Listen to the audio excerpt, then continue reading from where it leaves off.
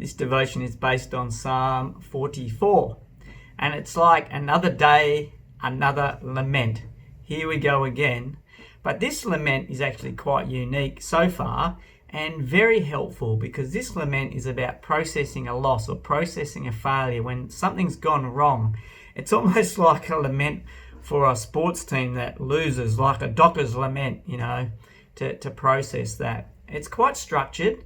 Verses 1 to 8 actually is remembering times when God did act, and especially with victory over enemies, military victory. Verse 9 to 16, he's sort of saying, but now, this has happened. We've been beaten. We've been beaten badly, and we're expressing the feelings about that. There's scorn, there's derision, there's disgrace.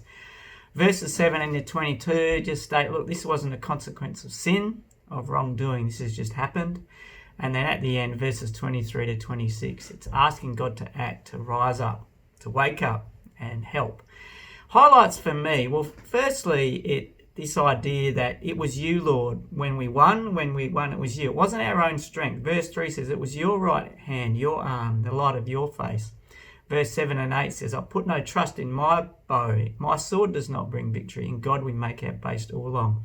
Excellent recognition of who brings victory. Number 2 for me is the whole idea that bad things do happen to good people. That's a reality of life. Verses 17 to 18. All this came upon us, though we had not forgotten you. We had not been false to your covenant. Our hearts had not turned back. Our feet had not strayed from your path. So good for processing how bad things happen, even though we haven't done things wrong. Sometimes we do things wrong.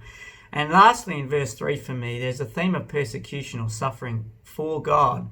Verse 22 is actually quoted in Romans. It says, yet for your sake we face death all day long.